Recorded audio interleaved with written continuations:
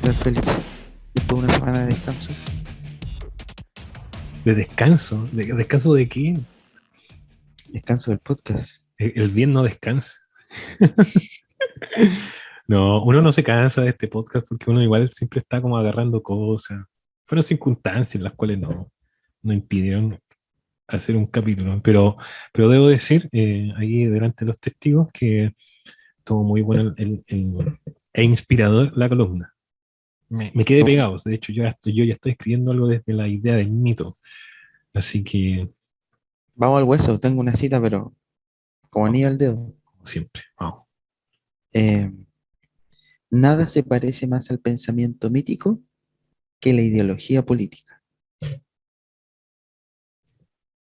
Claude Levi-Strauss. Pero Don Claude Lévi-Strauss, él sabe estas cosas.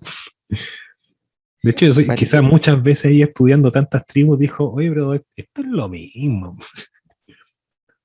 pareciera ser, y en consonancia con la columna, que estamos en tiempos de mito. Porque en tiempos de crisis, y mira, voy a leer algo, no me las quiero dar de intelectual, pero el verbo o la raíz de la palabra mito en griego es el verbo mío, que significa cerrar.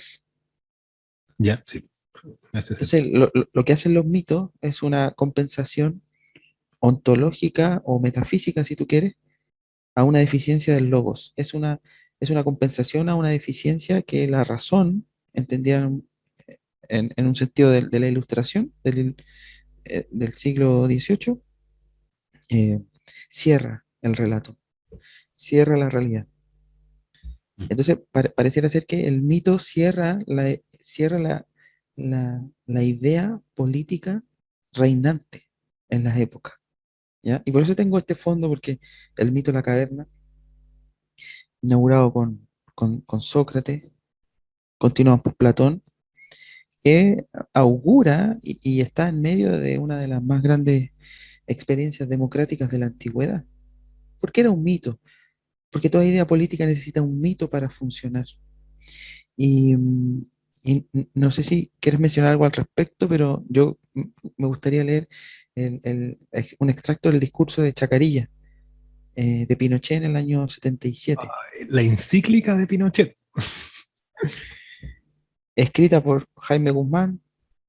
Bueno, quizás nunca lo sabremos, pero entiendo que él escribía parte de Sí, los muchas discursos. veces escribió el discurso de Pinochet. Estaba hablando del año 77. Pinochet se dirige a la juventud. Cito: mira, tú vas a agarrar todos los elementos mitológicos dentro de este extracto. Mi espíritu de presidente de la República se llena de justificada esperanza al contemplar que la juventud de hoy ha sabido descubrir el sello de la eternidad y de exigencia que encierra para las generaciones siguientes la sangre que nuestros mártires derramaron pensando en la grandeza futura de Chile.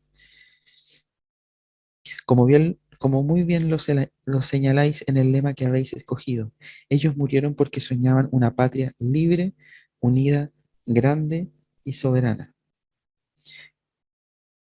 Abriros diariamente el surco para que podáis emprender y proseguir esa tarea. Es, en cambio, la difícil e irrenunciable misión que Dios y la historia han colocado sobre nuestros hombros. Es un sacerdotal. Esto es una predicación, ¿ya? Y cierro con esto. Nuestra historia y nuestra idiosincrasia se han forjado en el respeto a la dignidad del hombre. Mito.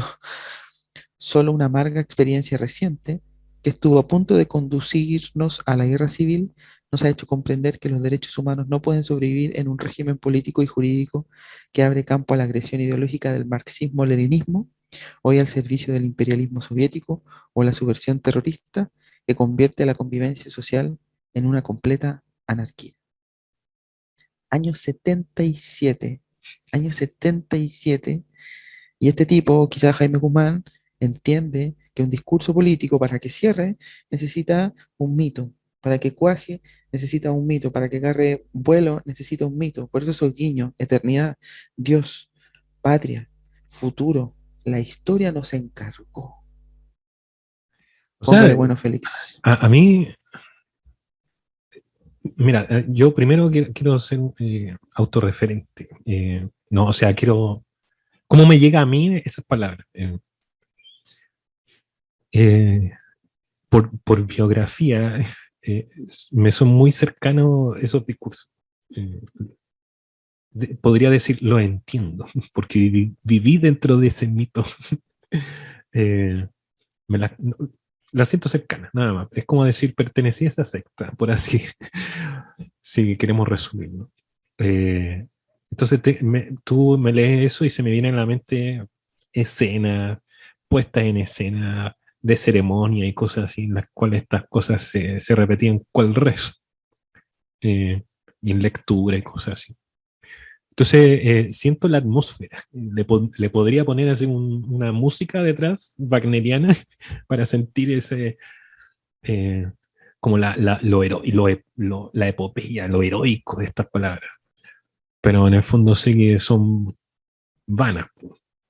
Porque si uno se pone crítico, sin tener no, quiero decir esto, no con una ideología detrás, pero a lo que voy es que hay que hacer un ejercicio muy básico, muy fácil, en la cual uno puede decir, eso es demagogia, eso es un discurso que para crear mitos tú tienes que correr el riesgo, y con esto son palabras muy coloquiales, de borrar e ignorar muchas cosas para reducirlo todo a una sola. Entonces, por ejemplo, un ejemplo de ahí, la idea de unidad totalmente falsa. ¿En qué momento Chile fue uno? Nunca.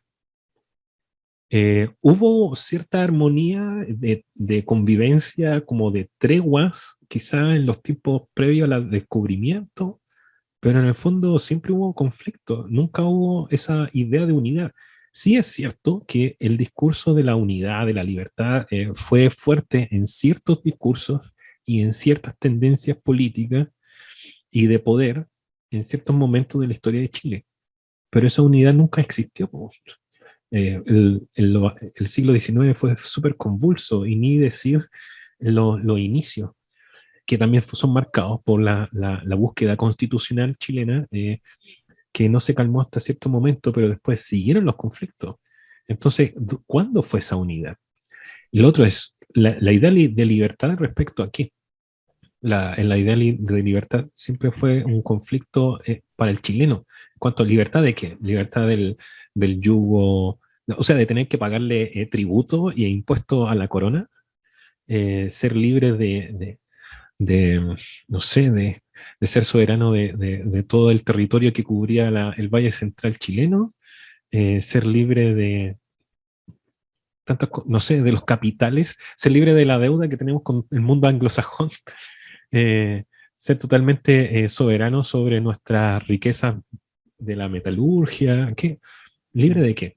Entonces, pero lo que pasa es que, y en esto es una palabra muy coloquial y con este término, eh, el, el que escribe el mito tiene que hacer el gesto patudo de ignorar y mandar al carajo todos esos detalles y contradicciones e ignorarlas para crear un relato unilateral y unívoco. Yo creo que las castas sacerdotales se fundan cuando se funda el mito y arraigado el mito, las castas sacerdotales son únicas. Nosotros podríamos mencionar muchas religiones, eh, o muchos pensamientos mitológicos, pero una cosa es verdadera. Una cosa es inventar un mito, crear un mito, pero otra cosa es administrarlo. Y en Claro. nuestra historia política, si algo tenemos que reconocer, que los momentos mitológicos o que los momentos donde se alzó una casta sacerdotal fueron, no abundan, la verdad. Mm. Y si nosotros vemos este discurso del año 77, que son 50 años, ¿no? Hasta hoy en día. No, no me haga hacer esa operación mientras estoy tratando de Sí, concentrarme en el podcast. 50 años, 50 años después, vemos este discurso muy vivo, muy vivo, sobre todo Oye, para la perdón, derecha. así un detalle, porque estas cosas, las circunstancias que pueden rodear, eh, la predicación de un mito también son importantes. ¿Esto es por previo supuesto. al conflicto con Argentina o posterior? Porque con Argentina fue el 78, ¿o no? Sí, fue el 78, esto es previo. Claro, entonces estáis con todo ese aire en el que además todavía estáis como levantándote, limpiándote el polvo de la crisis económica. Claro, necesitáis el mito para cómo, cómo congrego a todo el público para que hagamos fuerza en medio de esta crisis, pero no apelando a análisis. Bueno, es la crítica de la razón contra el mito. Tinta corrió mares respecto a eso. Pero es como, no es analizando la situación, sino como poniendo un punto fijo al cual apuntar y que sea fácil de entender y que apele a la emocionalidad y a necesidades primitivas, po. Entonces el mito te apunta hacia allá. Yo digo, Es curioso. sin entrar al análisis, que es justamente lo que despreciaba esta gente, que estaba ahí obnubilada por la ceremonia del Papa Pinochet, eh, en que no nos detenemos a ver cómo se implementa esto. ¿Tenemos algún proyecto de económico claro? ¿Qué va a pasar una vez de que establezcamos la economía? ¿Cómo vamos a liberar la república para que vuelva a ser democrática, etcétera, etcétera, etcétera? No, plantear el discurso de la encíclica de Chacarillas y hacia allá, y ponemos antorcha y lo hacemos de noche, todo muy romántico. La idea del siglo XIX, de lo romántico, y listo, pues. Aquí está nuestro líder, pues, y está hablando palabras tan poéticas. Esta es la religión de la derecha. Mm. La religión de la derecha es, tenemos un enemigo, eh, marxismo-leninismo, curiosamente, por esa misma época, y si no me equivoco, en ese mismo año, Chile hacía negocios por el cobre con China, comunista, pero no importa, es un mito. Curiosamente, este es el mito de la derecha. Hay una fuerza extranjera que nos viene a robar la identidad y nosotros tenemos que volver a encontrar el camino. Pero el mito de la izquierda, como lo hablábamos antes, es el mito refundacional. Aquí no hay un volver, aquí hay un refundar, aquí hay un resetear, aquí hay un comenzar de nuevo, que es una idea muy, pero muy de la ilustración. Es como el giro copernicano, en donde todo se da vuelta y el centro pasa a ser lo que circunda y lo que circunda pasa a ser el centro. Es un cambio de dimensión. Entonces tenemos las dos formas, o yo por lo menos veo esas dos formas de articular un mito en la política. El mito de la derecha es un volver al camino que habíamos perdido y el mito de Exacto. la izquierda Mm. es un resetear. Claro, la mirada más progresista o de reforma, o de reforma es hay que reiniciar.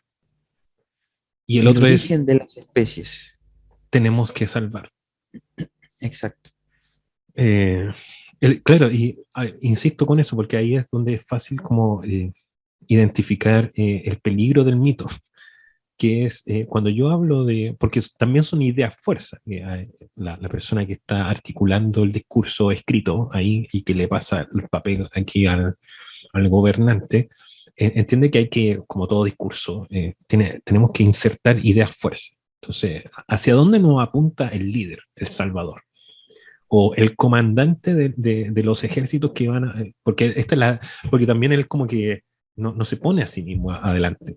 Es todo el peso de lo que él invoca cae sobre todos nosotros. Lo que pasa es que yo soy el Mm. sacerdote que estoy haciendo explícita la situación, pero en verdad esto es de todos. Y él habla de unidad, libertad y un tercer concepto que no me acuerdo ahora. Pero el tema es de que la unidad de quiénes. Y lo peligroso del mito es que si yo lo estoy levantando dentro de una nación, es de que el enemigo no está fuera de la nación, el enemigo está dentro. Eso es lo peligroso de este mito. Entonces el enemigo no es alguien que quiere como infringir nuestras fronteras. Bueno, lo dice en cuanto a la ideología, pero en el fondo Chile no le está planteando la guerra a Cuba o a la Unión Soviética. Él dice, claro, ellos son los que inspiran a que nazcan enemigos internos. Entonces Guerra civil, la unidad de sí. la nación es, hay unos chilenos que están por sobre otros chilenos. Los otros chilenos hay que desaparecerlos, callarlos, torturarlos, marginarlos, etc. Entonces la unidad no es de todos los chilenos, es de algunos chilenos. Porque mientras unos estaban unidos alrededor de esta encíclica de Chacarillas, los otros estaban siendo silenciados o estaban atemorizados en sus casas. Ellos no eran parte de esa unidad. Eso, y con eso apunto es que eso es lo peligroso desde una ética cristiana, en darle espacio a este tipo de mitos. Ahora, el otro mito refundacional es que trae crisis muy fuertes. El otro día estaba leyendo, comencé a leer las memorias de Patricio Elwin y él es muy honesto respecto a qué había pasado entre él y Allende, qué pasó entre la democracia cristiana y la unidad popular. Y él ataca eso desde una sensibilidad católica cristiana de que se estaban saltando mucho de la institucionalidad solamente por el afán, estoy adaptando las palabras de Patricio Elwin, por el afán de acelerar este proceso revolucionario en democracia. Pero ese afán era como, ¿cómo decirlo? Es como forzar el motor a una velocidad que no podía dar. Porque ellos, desde lo que venía proponiendo Frei Montalva, sí estaban a favor de la reforma. El tema es, en términos muy básicos, no sé no sé si este auto, que está muy vulnerable, porque no tiene un piso muy fuerte, que es Chile, no sé si da para forzarlo a esas velocidades. Quizás si forzamos las velocidades se va a sobrecalentar el motor. Espero que ayude un poco esa metáfora. Y eso es lo que dicen. No es que estuviéramos en contra de las ideas, sino la forma. Ellos abogaban por creer que la institucionalidad le iba a dar la velocidad sana al país para avanzar hacia esos fines, pero no al modo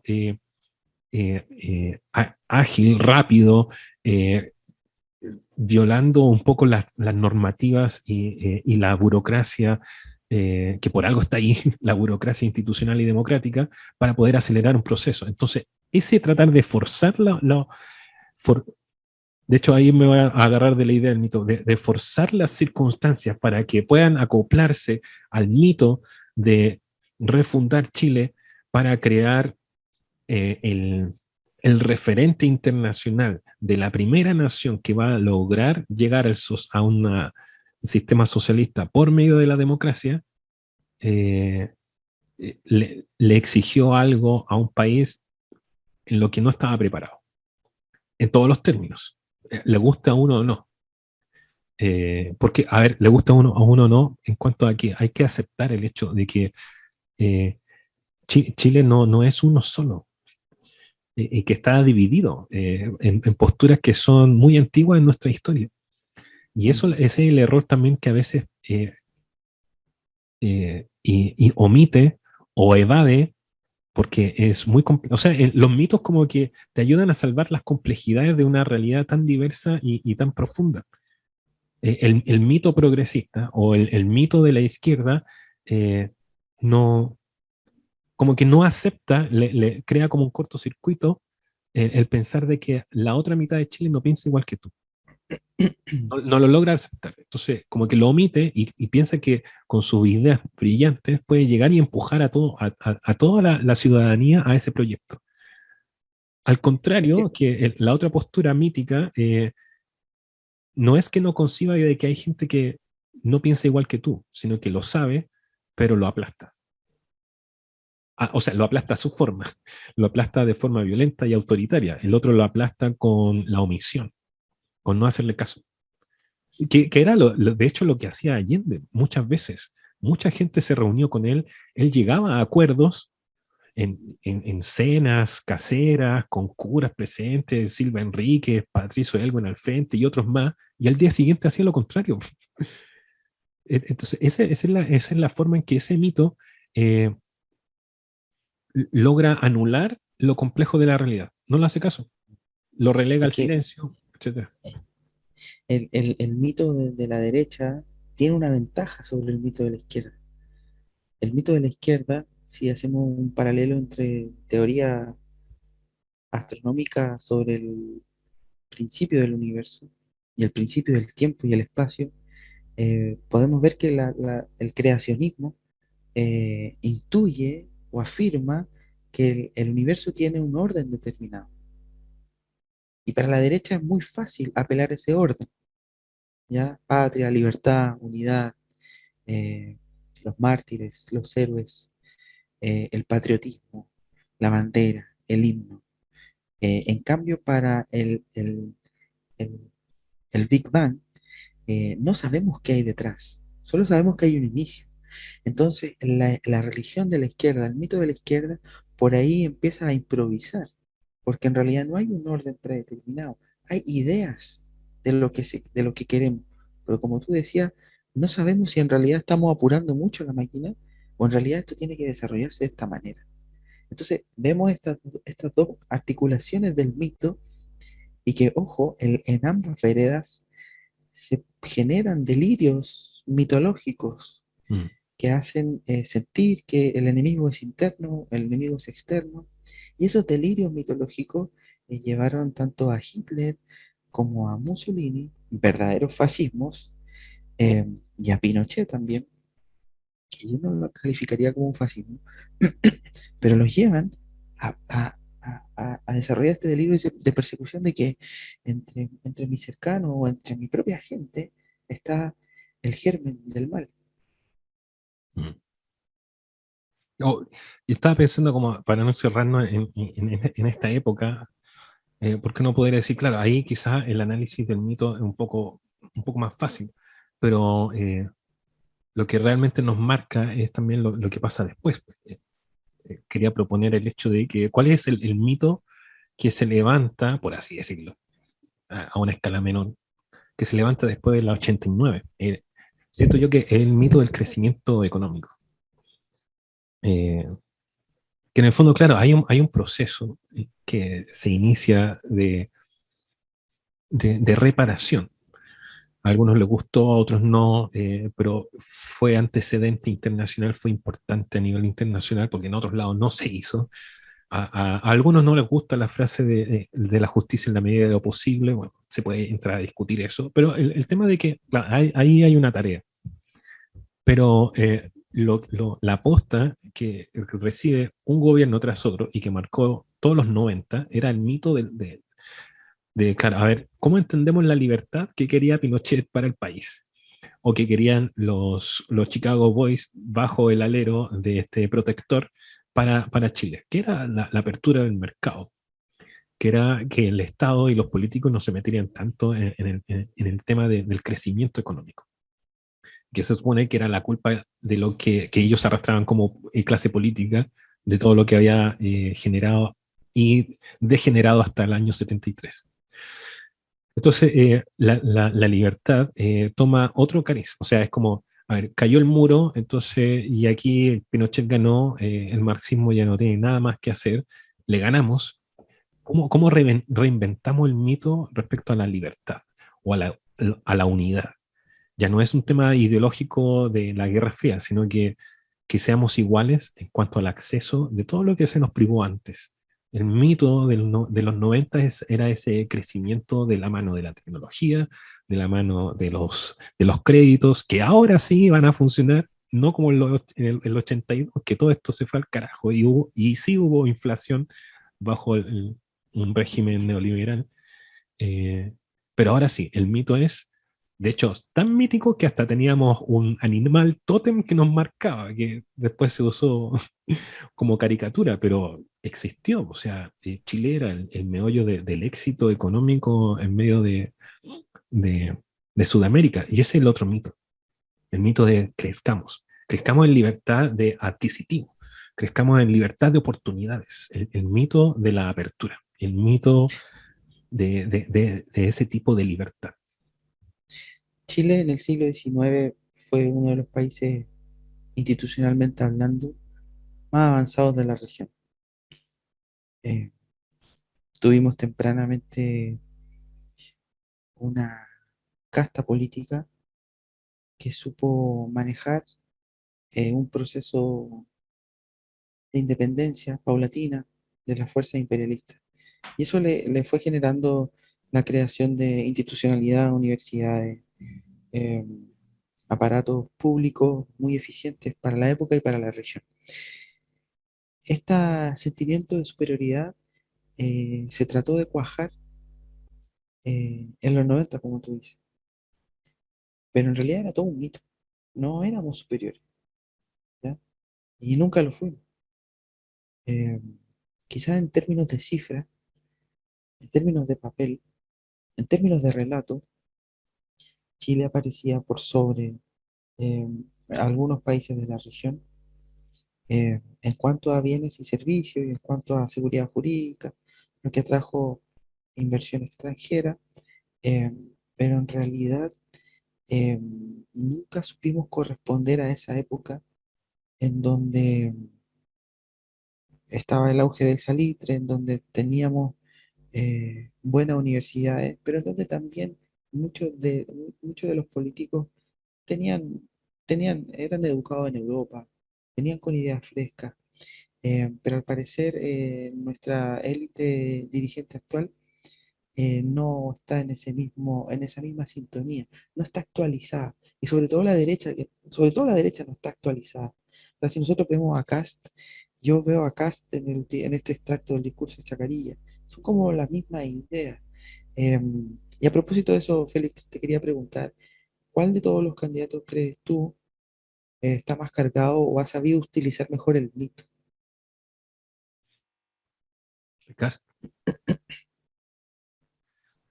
Y lamentablemente siento de que, lamentablemente, porque ya está sabido que no es de mi simpatía, pero lo que pasa es que los otros pudieron haber, por eso también queríamos hacer este repaso y yo quería llegar como a si hubo un mito en los 90, porque no es necesario llegar a los extremos para crear mitos, aunque es muy fácil hacerlo desde ahí, pero siento yo de que levantar ideas fuerza que nos planteen como un horizonte que donde nos podamos hallar todos en términos muy básicos, lo puede hacer en cualquier posición. Y muchos de los, y esto es como del tema que vamos a hablar un poquito más adelante, muchos de los temas que pudieron haber propuesto o discursos que pudieron haber levantado los candidatos actuales no supieron darle como fuerza porque llegaron tarde y antes de poder proclamar ese mensaje se fue ensuciando el camino y estorbando a que pudiera legitimarse ese discurso. Le pasó a Sichel, le pasó a Boric con algunos detalles y Proboste porque llegaron tarde, ¿no? No supieron atinar. Eh, Ellos pudieran haber levantado eso. Ahora Cast lo hace porque tiene la comodidad, y eso lo han discutido en otros lados, tiene la comodidad de que en un principio tal vez él no tenía la idea de que iba a poder llegar a una primaria, o sea no, perdón, a una segunda vuelta. Él tenía la comodidad del que sabe, de hecho se lo escuché a alguien de su conglomerado hace unos días atrás, o sea, no de su conglomerado, sino de la derecha, y decía esta persona, este candidato a senador, decía, él sabía de que no iba a llegar a presidente. Y entonces él tiene la comodidad de, como alguien que sabe que no va a llegar a segunda vuelta y que no va a ser el próximo presidente, de decir lo que quiera para así desde alimentar ese extremo, ir pudiendo manejar un poco la situación por sus dichos osados y por alimentar electorado que se quiere polarizar de esa forma. Pero ¿qué pasa cuando te das cuenta que tal vez sí es posible de que tú puedas ser presidente? Y ahí es donde esta persona decía, ahí lo quiero ver porque eso obliga a que tú te moderes, a que esa postura cómoda que tenías desde el extremo ya no puede ser ya más del extremo. A menos que te quedes en ese lugar, pero ocurran desastres de gobernabilidad, como le pasaron a Trump, como le pasa actualmente a Bolsonaro. Ahora, él lo maneja, obviamente, porque desde ahí se levantó. Y porque desde ese pasado que a él no le gusta hablar, en que él sí fue de la parte, fue parte de la clase política que nos tiene como estamos, la UDI se levanta en medio de ese discurso. De hecho, el que escribió ese, tal vez que haya escrito ese discurso de Chacarilla, era el fundador de ellos, po. Y él apela directamente a una población que es más o menos minoritaria, que todavía tiene ese bagaje de imágenes. O qué sea, le sí, pasó a la está, U? es alguien que le presta ropa, no sé si gente de otros lados de Chile se utiliza ese modismo, pero le presta ropa a personas que están en la cárcel de Pentapeuco, es como, es que está, ¿Pentateuco? sí, no, no, Punta Peuco, ¿Puntapeuco? que se me combina con el otro. Es que ¿Qué le pasó a la claramente UDI? está ligado a esa mirada, a ese mito. ¿Qué le Ahí hay pasó a la mártires, UDI? de hecho son mártires, para ellos son mártires los que están en Punta Peuco. O sea, partamos de ahí. Héroes y mártires. ¿Qué le pasó a la UDI? O sea, Jaime Guzmán tenía una visión mitológica de la política excepcional. Y nosotros hoy día vemos a los dirigentes de la UDI y están tan faltos de mito, tan faltos de discurso, tan faltos de sentido histórico, tan faltos de metafísica, tan faltos Es que, de una proyección del que pensamiento. Guzmán es una figura fuerte. O sea, no, más allá de que si uno simpatice con su idea, ¿no? Uno no tiene cómo no reconocer que es un tipo brillante, súper inteligente, en todos los aspectos, inteligente en cuanto a lo intelectual, pero inteligente también a saber cómo moverse. O sea, él entendió que su forma de ser intelectual no era de crear solamente teoría, sino militar. ¿Por qué no? Porque te obliga a estar de un lado a otro, no se puede estar. Una cosa es de estar de un lado del escritorio y que es válido, pero otra cosa es llevar lo que tú escribes y tener que ocupar más tiempo en generar un trasfondo intelectual e ideológico o y estar ahí, ocupar tiempo en reuniones, ocupar tiempo en debates, en estar en televisión, en generar militancia, en levantar una juventud de esto, en crear un movimiento estudiantil por este otro lado, etcétera. Entonces, él ocupó todo su bagaje intelectual en generar todo eso. Entonces, no, es una figura fuerte y entonces uno puede sentir que es como dice, arar en el mar. O sea, eso va a durar mientras tú estés haciendo el arado, pero tú sales de ahí y el agua va a estar igual, porque en verdad tú eres como el genio que mueve esto. Tú sales de ahí y tú tendrías que pasarle la posta a un Eliseo, a alguien que esté casi igual a la misma altura que tú para que esto se continúe igual. Y si no, hasta ahí llegó. Tú mueres o te hacen morir, en este caso, y hasta ahí llegó la era de oro del movimiento que tú levantaste. Ese es el problema de la UDI, que la verdadera UDI murió con Guzmán. Mm, mm, es verdad eso. Quisiera analizar el candidato antivítico, que es Parisi. Es el hombre pragmático, es el hombre de ciencia, es el hombre de cifras, es el hombre de propuestas aterrizadas, ¿ya? Creo que Em, porque no tiene mayor publicidad o palestra, es que él no sube en... Ahora, no es que yo le esté dando el crédito a todo este como mito o que crea él a su alrededor de los que lo defienden. No, es que los medios de comunicación lo tienen censurado. No, no sé, no voy a entrar en ese análisis. Pero digamos de que si él tuviera eh, la vitrina que tienen todos los demás candidatos en cuanto a estar presente en debate, siendo llamado por la televisión, etcétera, tal vez él tendría mayores números. Porque él crea, él convence a su gente, aunque para algunos sea muy ridículo, pero no es muy ridículo si pensamos que él se está asociando con otros otros rostros de la derecha liberal que se están levantando en Sudamérica, entonces no hay que subestimarlo. la gente que lo sigue es gente pragmática, Mm, es gente trabajadora. Yo diría que se concentra en clase media. sí, Por qué no surge un movimiento, aparte de la palestra, por qué no surge un movimiento libertario de clase media? Es que ahí tendríamos, ahí yo creo que ya nos tiramos de cabeza a la segunda parte de la pauta, porque a mí me hace pensar directamente en Sitchin, que se supone que él tenía que levantar un discurso que iba para allá, o sea, más allá de que uno le crea o no, esa era su idea fuerza en contraste a los otros que estuvieron en primarias con él. O sea, a ver, yo siento que Desbordes apelaba a esto, pero Desbordes siento que está en energía, porque que es algo que también influye mucho, no es una parte intelectual, no es parte de un programa, sino algo que también que es muy importante, que es como la tercera pata de todo lo que tú tienes que proyectar. Tú tienes que Perdón, lograr perdón, crear, ¿hay parte intelectual? pero intelectual en Pregunta cuanto seria. a que no, bueno, te estoy respondiendo de forma seria.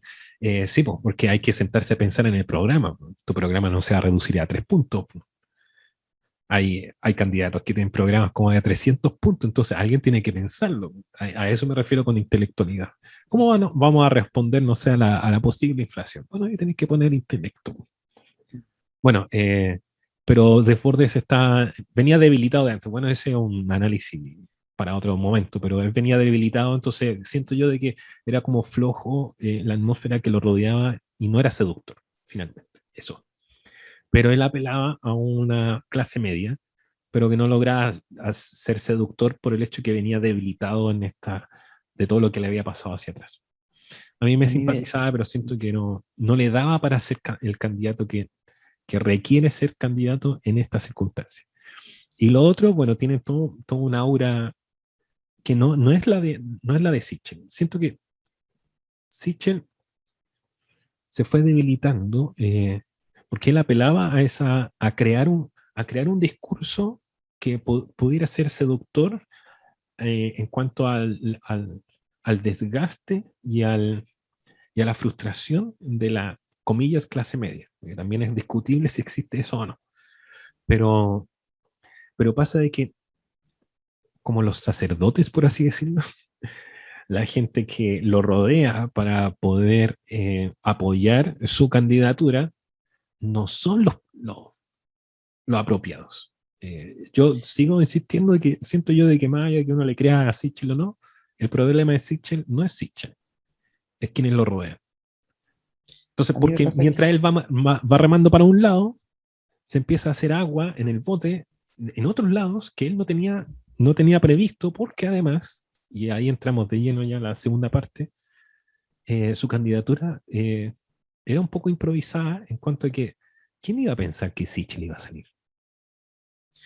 a mí me Pero pasa París que es un candidato que viene preparándose como candidato presidencial, no como senador, no como diputado, sino ha hecho carrera de candidatura presidencial de hace mucho tiempo. Entonces, esto tiene mejor manejo del discurso. Solamente que lo eclipsan muchos otros factores. Pero cuando tú me hablas de París y me hablas de este discurso que pueda convocar a la clase media frustrada por todo lo que ha estado sucediendo, pienso también inmediatamente en Sichel. ¿Por qué Sichel entonces no repunta? Si un París no funciona por X factores. Entonces, ¿por qué Sichel no funciona? no, Sichel no funciona porque él mismo es su campaña. La embarró porque él mismo se construyó como él su campaña, porque su discurso es la historia de su vida. El error de Cla- Ominami. claro que se puede, claro que se puede. Yo pude. Yo, mi vida de esfuerzo, mi vida de superación, no puedes basar un relato, un imaginario país en tu propia experiencia vital, porque en el momento en que tú cometas un error o en el momento en que se descubra alguna cosa de tu experiencia vital, tu campaña, así como tu experiencia vital, pierde credibilidad. Él tuvo que hacer lo mismo que Piñera, separar su vida personal de su campaña y de su programa. ¿Quién iba a votar por un millonario como Piñera? Nadie. ¿Pero Porque, qué fue lo que ¿por qué hizo? pongo Empezó a el construir ejemplo el mito. de Ominami? Porque no, a ver, si no soy yo, a quiénes pongo de referente? Porque no vengo de un lado donde yo tenga así como compañeros en esto, que podamos entre todos decir esto representamos. porque no estoy con ellos. Y ahora tengo que figurar como que soy de ellos, pero está todo descalabrado. O sea, si está, la derecha está viviendo un marasmo en que, no sé, mucha gente pensó que quizás hasta RN iba a desaparecer. A ellos tú te vas a referir porque se supone que tú eres el candidato de ellos. Entonces, ¿a quién apunto? Ominami lo mismo, cada vez más se fue quedando sin menos apoyo porque en verdad era solamente él, Marco Enríquez Ominami. ¿En qué más me apoyo? Porque yo para poder crear un discurso casi mítico, yo tengo que apelar a alguna colectividad de inmediato. Yo tengo que no apelar a mí, sino a mis compañeros, a quienes nosotros hemos estado involucrados en ciertos episodios A la Alemania después de la Primera Guerra de Mundial. los cuales yo puedo crear una epopeya con eso. Si yo soy un capitán general de ejército y estoy en Chacarilla, no voy a apelar a mi propia historia. O sea, aquí estamos como soldados entre todos nosotros. Todos aquí estuvimos metidos en esto que se llamó pronunciamiento militar o golpe militar. Todos estamos, todos ustedes son cómplices. Entonces el sacerdote apela a esa complicidad. Todos ustedes dispararon. Todos ustedes tienen las manos con sangre. Todos ustedes han perdido a alguien, por ejemplo, qué sé yo. Yo apelo a esa complicidad. Pero ¿y estos líderes a la complicidad de quién apelan? Es el problema de que venía del gobierno de Sebastián Piñera, que Hitler gana y su partido nacional socialista en 10 años pasa a ser un partido influyente, partió desde la nada. Lo mismo Mussolini, ambos elegidos democráticamente. Ojo con eso. Ambos elegidos por elecciones apelaban a una Alemania destruida después de la guerra, después de la Primera Guerra Mundial. Entonces Hitler apunta a ese patriotismo, amor a la patria, pero Sichel no puede apuntar a algo más grande que él. Ese es el problema. No puede evocar otra imagen más grande que no sea el mismo. A mí me pasa que Cosa que le sale muy bien a Cast, perdón. sí, Cosa que le sale muy bien a Cast. La patria, la libertad, la paz, el orden, la seguridad, pa. Dios. Y es lo que está flaqueando Boric. Eso es lo que yo estoy viendo. Se está extraño. desinflando su discurso mítico. Dale. No, pero antes de ir hasta tan allá, Proboste, pudiendo, a ver, es que eso es lo malo de estos candidatos. Por eso quería decir que esta parte tenía que ver con, eh, en medio de esta necesidad de crear discursos donde nos podamos encontrar o que podamos apuntar hacia un proyecto. Eh, ¿Por qué nos vemos en las circunstancias como nación, aquí todos, en la cual las principales candidaturas son improvisadas? Cuando no estamos en un momento crítico y a puertas de un momento más crítico y tenemos candidatos con candidaturas que son improvisadas. Eh, y lamentablemente los que quizás tengan más experiencia vienen de un trasfondo que también perdió legitimidad. Ahora, Proboste, yo en un momento sentía con toda la voz que ella estaba levantando desde la presidencia del Senado, de que de verdad alguien que probablemente a pesar del partido al cual pertenece, que está muy denigrado por la historia, ella igual podía levantar una candidatura de peso.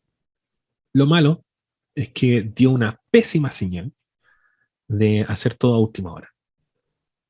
Entonces, yo creo que empezó mal la candidatura y no sé si va a repuntar. Eh, si en algún momento repuntó. Es que es la diferencia entre Bachelet y ella.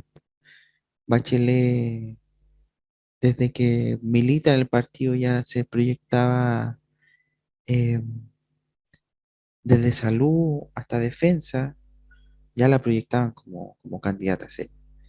Creo que Proboste nunca fue una candidata seria cuando estuvo en el gobierno. Y esa es la gran diferencia entre Bachelet y Proboste.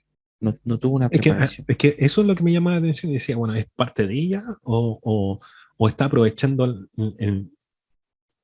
la atmósfera previa a las candidaturas o a las primarias? Porque en un momento ella levantaba la voz muy fuerte y lograba también como arrastrar la tendencia más de oposición en el Senado cuando ella, hace un año atrás, si no, esto no fue hace mucho, no, ella levantaba la voz y generaba también peso, pero lamentablemente es que además su partido estos últimos años también ha funcionado así y tiene fama por ahí de traicionero. Entonces, tampoco no da buen antecedente como para que alguien quisiera levantarse de inmediato en una candidatura.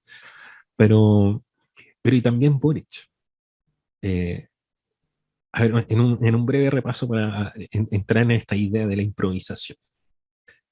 Eh, Dentro de las primarias de la derecha, del oficialismo, el que menos se pensaba que podría llegar a salir era Sichel.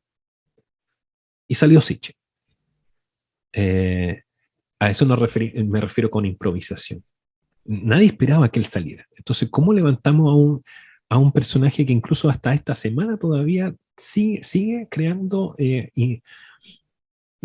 divisiones dentro de la derecha, para bien o para mal? O sea, no conglomera, no conglomera. Bueno, ese tipo salió, nadie esperaba que él saliera. Cast tampoco se le ocurrió, yo pienso, creo que honestamente, más allá de que si a uno le guste o no, de que de verdad iba a generar tanto peso en la discusión de candidatura o dentro de la derecha como lo está generando hoy día. Yo creo que ni siquiera él lo sabía. Y además que si uno escucha, al menos hasta lo que era su programa hasta hace un mes atrás, de verdad era un programa muy, muy, muy deprimente. Y de verdad que al ojo de cualquier experto, incluso en términos legislativos o judiciales, ese programa no tiene mucho peso y está lleno de demagogia. Entonces, se siente eso en los programas de la improvisación. Aparece Proboste a última hora, improvisado. Un Parisi que quiere hacer campaña en Chile a esta altura del año, a que estamos casi a un mes de las candidaturas y recién se le ocurre que tiene que venir a Chile. Entonces, y Boric, que cuando estábamos hablando antes, es esta idea de decir, bueno, sí, pues que como la izquierda quiere dar una señal de ser muy democrática y que queremos llegar al poder, pero salvándonos de esta idea de ser como revolucionarios y radicales. Entonces, ¿cómo tenemos que llegar? Más allá de que si uno le crea o no el discurso, tenemos que mostrarnos como súper democráticos. Entonces, vayamos a primarias. Pero aquí el único líder seguro es Jadwe. ¿De dónde vamos a sacar un líder presidencial del Frente Amplio? O de otro lado, Que hace un año decía que no se sentía preparado para ser presidente. y demás que no se siente preparado. O sea, ¿quién se siente preparado si de un día a otro te lo propone? Bueno, Ominami ni se siente preparado. quién de todos ustedes quiere? Bueno, Boric. Eh, hay un, Hay un interesante análisis sobre la figura de George Jackson de parte de Tomás Moschetti que me hace mucho sentido, que es como este personaje astuto y calculador frío que no, él no se mete en estas cosas. Entonces, no, él no va a hacer el rostro, porque él se sigue alimentando, va generando estudios, sale fuera de Chile y se está preparando e incubando algo ahí. Pero entonces él no va a tomar el fierro caliente. Entonces ya tiramos al jovencito este Boric. Y, y también, ¿quién iba a pensar de que iba a ganarle Boric a Jadwe? Hasta cierto momento nadie lo pensaba. Yo todavía siento que la victoria de Boric no viene del voto de izquierda. De verdad estoy convencido de eso. Yo de verdad siento que la mitad de sus votos es gente de derecha que asustada en contra de Jadwe fue a votar por Boric. Le da lo mismo quien saliera de la derecha. La idea es que lo que dice Cast, que no salga alguien de izquierda o tan de izquierda. Yo siento que el triunfo de Boric fue voto de derecha. Entonces, él también fue un poco improvisado. A ver, a mí me simpatiza porque siento que tiene el tono que requiere la, la gobernabilidad actual. El tema es, él va a poder llegar a lograr en esta idea como de que es un tipo que trata de hacer convocar, no ser tan hostil, tan hostil. Él trata de abrir esto, de moderar el tono de la forma en que nos dirigimos a las cosas. El error dentro de su improvisación es de que si no tienes, son cosas igual básicas, si no tienes la respuesta, llama a tus asesores, po. Si de eso se trata, o tú un día tú no vas como presidente, basta de esta idea del presidente que es como el genio que tiene todas las respuestas. tú vas a tener que llamar a tus ministros y obviamente tú no tienes que ser experto en todo, pero llama a tu gente, convócala. Si de eso se trata, de renovar un poco, yo creo, la política, ¿cachai? De que esta idea como paternal del presidente, tratar de renovar un poco por ese lado. Esa es mi idea de por qué el escenario es de candidatura improvisada, pero a lo que quiero quizás con esto, la reflexión final, eh, muy sentida y también en esto también en la idea de que somos cristianos, hermanos, y que tenemos que hacer como un mea culpa, porque nuestro país tuvo que llegar en un momento tan delicado de nuestra situación actual, a un momento en que los candidatos son candidaturas y programas improvisados. A mí no me parece un tema como gracioso, ni tampoco un tema de pasarlo por alto. ¿Qué significa esto? ¿Qué nos dice de nuestro Estado? Esa es mi pregunta y te la dejo para que me responda o me ayudes un poco. ¿A qué habla de nosotros esto de que nuestros principales candidatos sean un candidato improvisado? En un momento que no necesitamos gente improvisada, necesitamos a alguien que no levante necesariamente un mito, pero sí que necesitamos no ni siquiera un líder. No quiero creer en ese tipo de política, sino como un programa, un gobierno que se levante con la actitud propicia que necesita la circunstancia. No un plan así a largo plazo, romántico, del Chile de 25 años. No, mira, ayúdame con lo que viene en 5 años más. Y después sigamos viendo el proyecto de Chile. Pero, ¿por qué tenemos que encontrarnos con candidatura improvisada? ¿Qué habla? El síntoma. ¿Qué nos quiere decir? Yo creo que la fuerza gravitacional de la política nacional la tiene la Convención Constituyente y de cierta manera se está definiendo el país próximo Chile los 50 años o 60 años que vienen. Eso eclipsa de una manera superlativa las campañas presidenciales. Yo creo que siempre han sido improvisadas, en cierto modo, pero ahora se nota tanto porque hay un organismo que está redactando algo que no va a ser para 4 años, no está redactando un programa, está redactando una constitución. Entonces, ese ambiente de refundar Chile, obviamente que va a eclipsar programas que no se van a poder hacer cargo de lo que se está haciendo cargo de la convención. Y me atrevo a decir que, bueno, eso nunca había pasado en Chile, por eso se siente tan improvisado, pero las campañas siempre son improvisadas. Lo que pasa es que ahora coincide que las campañas han sido improvisadas y los candidatos han sido improvisados. Se ha dado un match, ¿ya? Nunca Una antes, mala coincidencia. mala coincidencia, nunca antes los candidatos habían sido tan improvisados. Porque si tú te das cuenta, muchos de los constituyentes también fueron improvisados. Sí. Pero la fuerza gravitacional del mito de la convención de refundar Chile los atrajo y no, son gente sagrada. En cambio, aquí tenemos de los 7, son 4 improvisados, y se nota. No se preparan, no tienen programa, lo improvisan todo. Porque, bueno, siempre han sido improvisados los programas. Lo que pasa es que ahora, claro, los candidatos no han dado el ancho y se nota que ellos mismos no hacen sus programas. Se nota mucho. Por lo menos yo lo noto mucho. El que yo noto que hace sus programas es París Que y también, Meo. quién más se lo va a hacer? Es que eso también es el otro extremo de lo malo que tienen ellos. Son muy personalistas y no se han sabido abrir camino.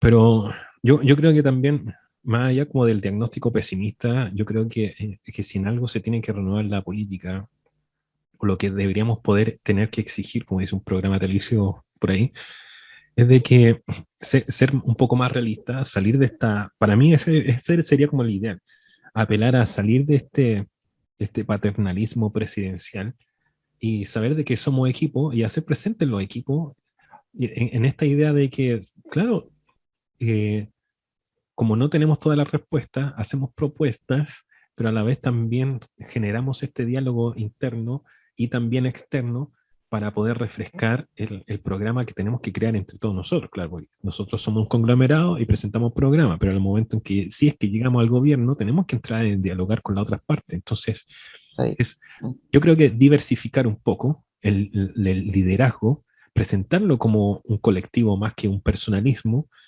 y, y que los partidos políticos, los conglomerados, lo que sea que se levanten o persistan, se tomen en serio el hecho de que tienen que ir preparando este tipo de programas o propuestas, y no llegar y levantarlo así. No.